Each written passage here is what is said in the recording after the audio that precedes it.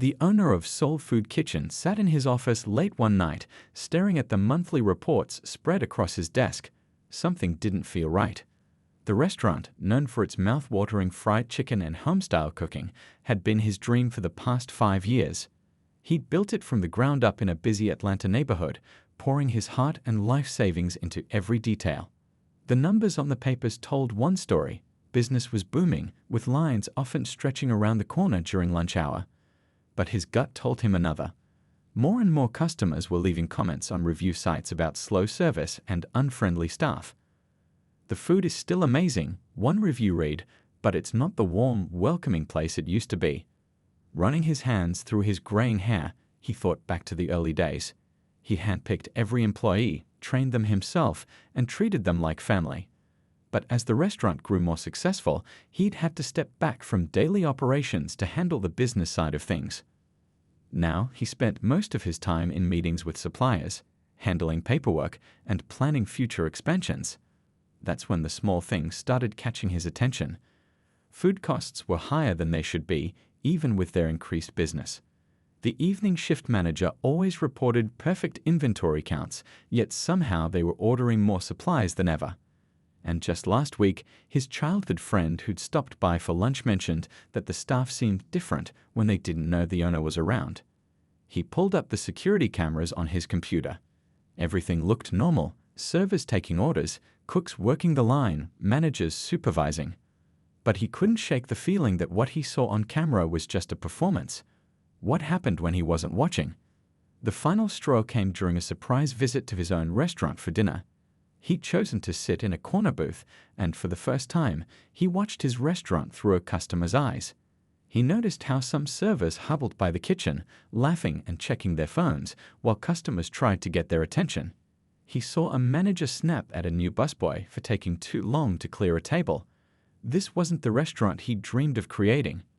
That night, as he locked up, he watched a homeless man carefully smooth out a piece of cardboard in the alley beside the restaurant. The man nodded politely and moved further down when asked to not block the service entrance. Something about that interaction sparked an idea. A way to see his restaurant's true colors. He pulled out his phone and called an old friend who worked in theater production.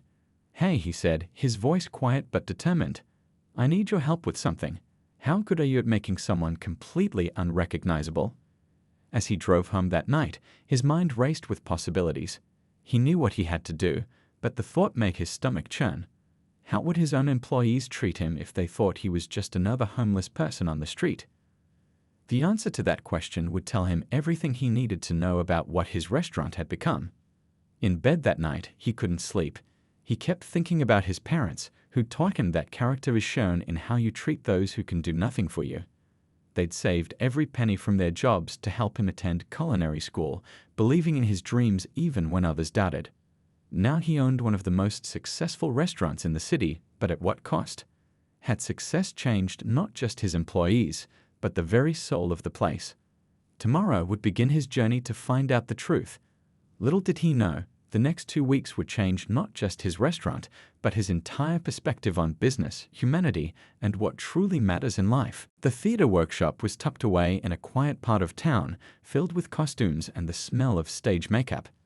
The restaurant owner's friend, a master of theatrical disguise, studied his face carefully. "Are you sure about this?" he asked, arranging his tools. "Once we start, you'll need to commit to the role completely." For the next 3 hours, they worked on creating his new identity. The process was fascinating. Gray streaks added to his hair, supple makeup to change his skin tone and add age lines, and special materials to make his teeth appear weathered. His friend even taught him how to adjust his posture, to carry himself differently so his own employees wouldn't recognize him. The key, his friend explained while working, is not just looking different, but becoming a different person. He showed him how to walk with a slight limp, how to make his movements appear less confident, less purposeful. They'd practiced different voices until they found one that was completely unlike his normal speaking voice. The transformation wasn't just physical. He needed a backstory. A life history that would explain his presence on the streets. They created a simple but believable tale, a former factory worker who lost everything during hard times. It was close enough to many real stories he'd heard to be convincing, but not so detailed that he'd get tripped up. Standing in front of the mirror, he barely recognized himself. The confident restaurant owner was gone, replaced by someone who looked like they'd been through tough times. His designer clothes were swapped for layers of worn-out garments from a thrift store. His friend had even added subtle details, slightly uneven fingernails, weathered hands, and the kind of deep tiredness that seems to seep into one's bones. That evening, he did a test run at a grocery store across town. People's eyes slid right past him as if he were invisible. A security guard watched him suspiciously. When he asked someone for time, they quickened their pace and ignored him. The experience was eye-opening and somewhat frightening. He'd never felt so completely overlooked before. Back home, he prepared for the next day. He told his staff he was taking a 2-week trip to scout locations for a possible new restaurant. His friend would check on him daily to make sure he was safe, and they set up a system of subtle signals if he needed help. He couldn't sleep that night. The weight of what he was about to do pressed heavy on his mind. What if his employees recognized him? What if he discovered things about his restaurant that he couldn't unsee? But deeper than these fears was a growing determination. He needed to know the truth about the business he built. The next morning, he parked his car several blocks away and walked to his restaurant in his new disguise. The early morning delivery trucks were just arriving. He found a spot across the street where he could observe without being too obvious. His heart was pounding. These were his employees, people he thought he knew well, about to start their day without knowing their boss was watching. The morning shift arrived one by one. He recognized each face, but they didn't give him a second glance. He watched the prep cooks unlock the back door, the servers arriving with their coffee cups, the managers doing their morning checks. Everything looked normal, but now he was seeing it from a completely different angle. A police officer walked by and asked him to move along. He shuffled away slowly, feeling a mix of emotions he'd never experienced before. The officer's tone, dismissive and slightly threatening, made him realize this was just the beginning of what he experienced over the next 2 weeks. He found another spot, less visible but still with a view of the restaurant's entrance. As the morning rush began, he watched customers stream in, many of them regulars he knew by name. None of them recognized him. It was strange to see his restaurant from the outside, to be part of the invisible crowd that his busy customers rushed past every day. By midday, he was already learning things about his business he'd never noticed before. The dumpster area, which was supposed to be locked, was left open several times. Kitchen staff took smoke breaks right next to the no smoking signs he'd installed.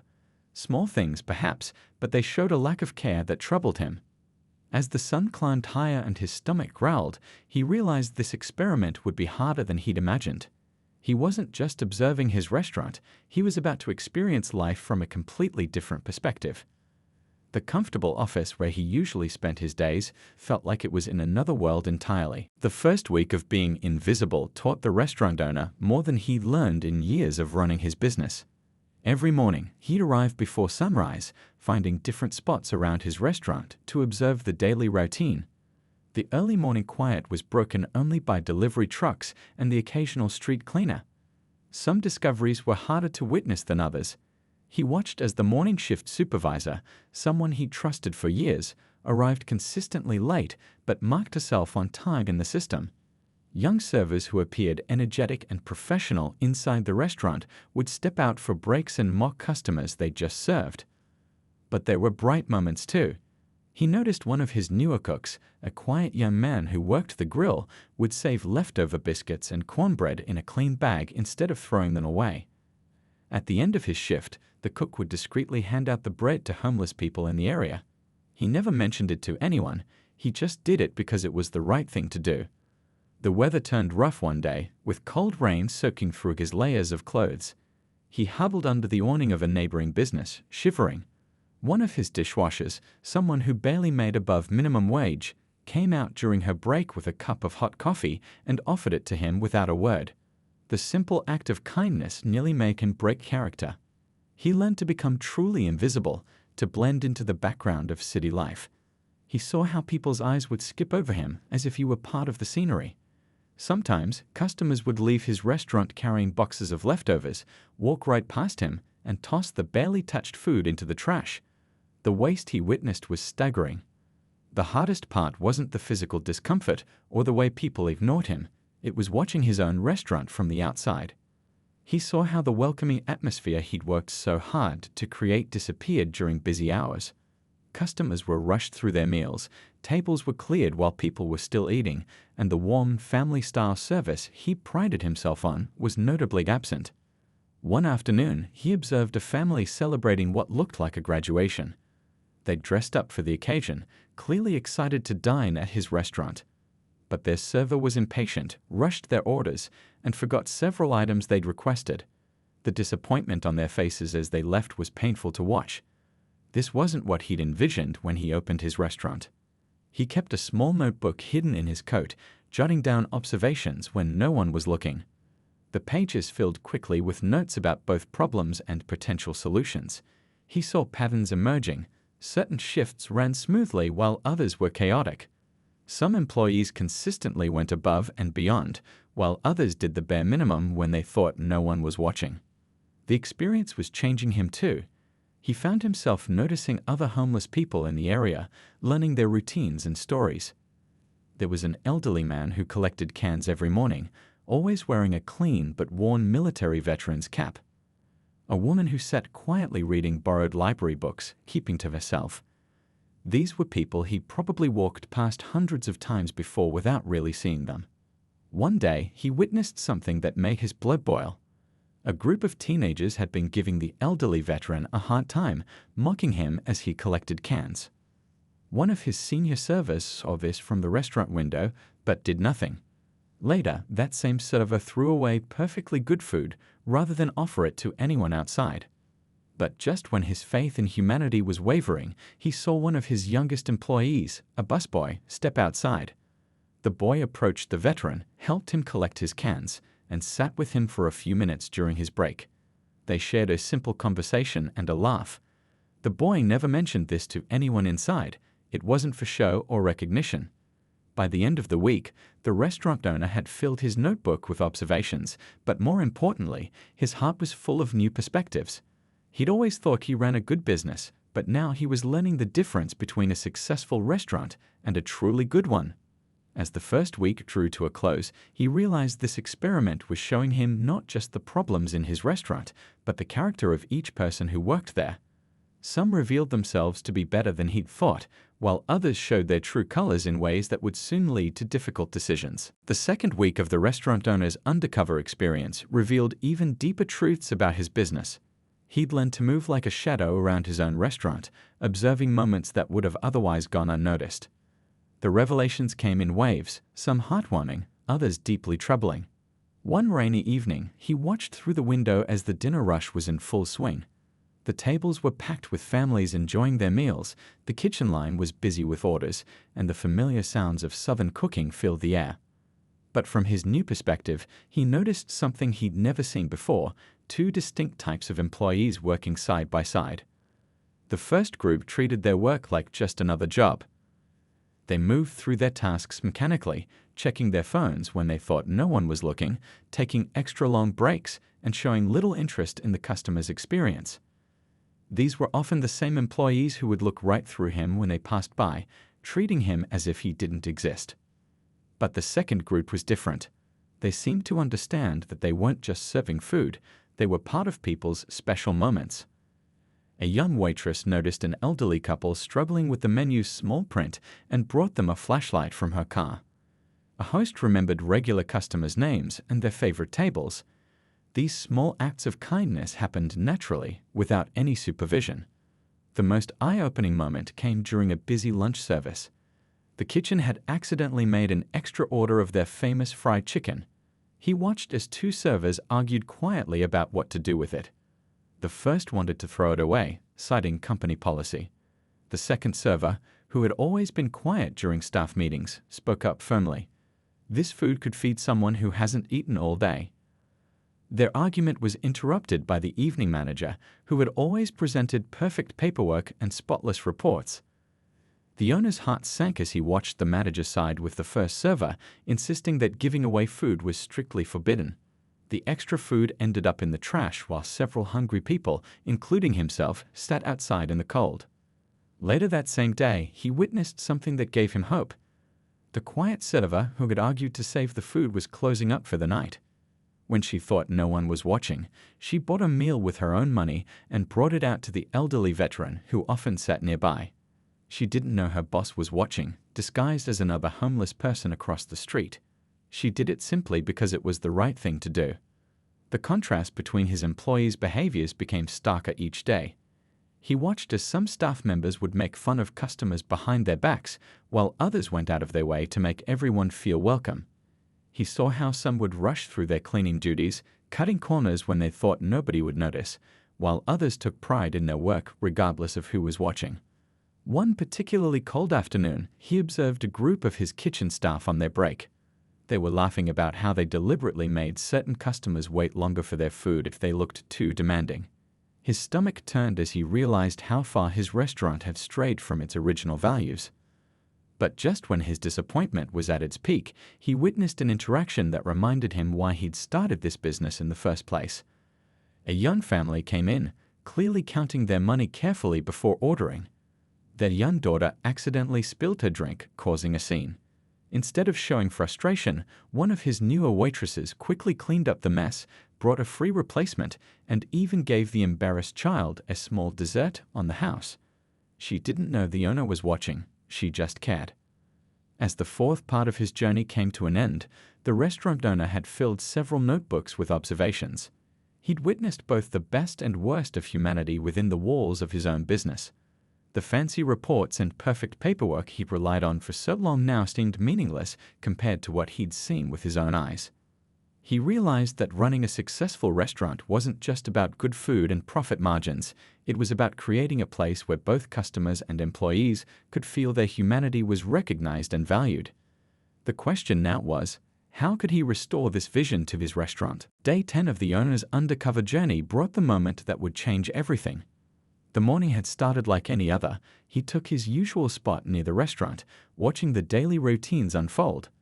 The air was crisp, and the smell of breakfast cooking wafted through the door each time it opened. The lunch rush was in full swing when a well-dressed veteran walked in. The owner recognized him. He'd been coming to the restaurant for years. Today, though, the man seemed different.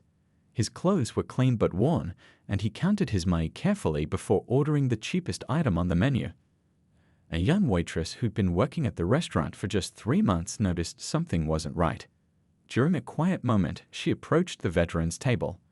The owner couldn't hear their conversation, but he watched as the man's eyes welled up with tears. The waitress touched his shoulder gently and disappeared into the kitchen. Minutes later, she returned with a full plate of the restaurant's best dishes: fried chicken, collard greens, mac and cheese, and cornbread. "This one's on me," she said, loud enough for nearby tables to hear.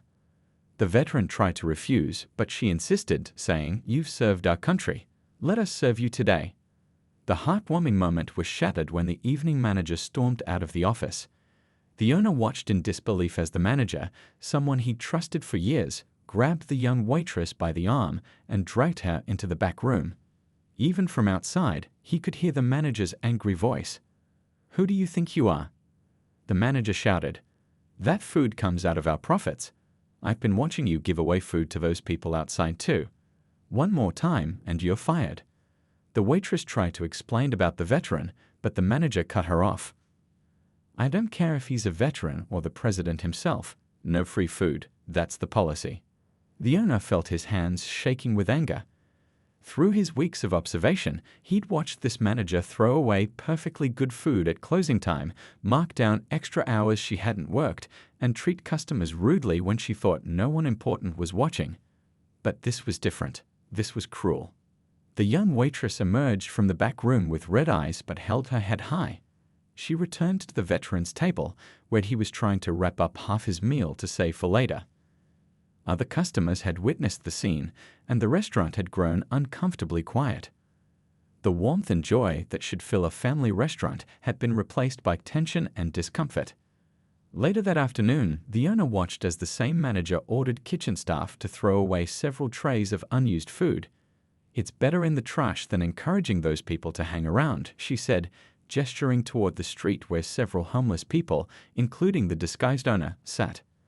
The young waitress, despite her earlier scolding, quietly boxed up some cornbread and cookies, hiding them under her coat as she left for the day. The owner followed her at a distance and watched as she distributed the food to several homeless people in the area. She apologized for not having more to give. That evening, as he sat in his car removing his disguise, the owner made his decision. He'd seen enough. The manager's behavior had shown him exactly what happened when profit became more important than people. The young waitress had shown him what his restaurant was supposed to be, a place where food could bring comfort, dignity, and humanity to anyone who walked through its doors.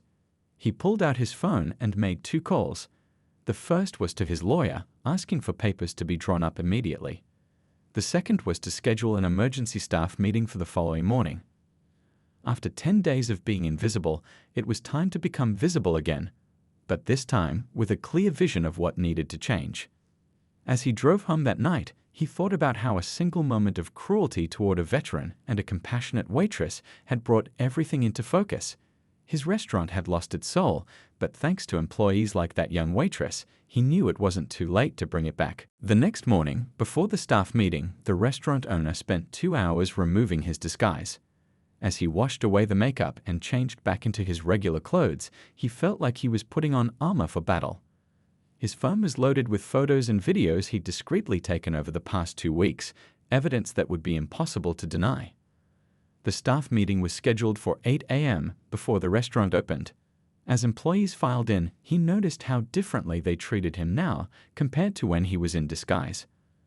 The same manager who had berated the young waitress yesterday was now all smiles, offering him coffee and asking about his business trip. Once everyone was seated in the main dining room, he stood at the front, his heart pounding. "Before we begin," he said, "I'd like to show you all something." He connected his phone to the restaurant's big screen TV, usually used for sports events. The room fell silent as images began to play. There they were, crystal clear videos of employees throwing away good food while people hungered outside. Clips of servers mocking elderly customers. The manager falsifying timesheets. But he also showed the good things, the quiet acts of kindness, the employees who went above and beyond, the young waitress standing up for the veteran. "For the past 2 weeks," he said, his voice steady, "I've been right outside these doors." He pointed to a photo of himself in disguise. The room erupted in gasps and whispers as recognition dawned on their faces. Some employees looked horrified, others confused, and a few, the ones who had shown kindness, sat straighter in their chairs. "You might recognize me as the homeless man who sat across the street," he continued. "I've experienced firsthand how some of you treat people you think don't matter." He walked over to the young waitress who had helped the veteran. "And I've seen how others remember that every person deserves dignity and respect."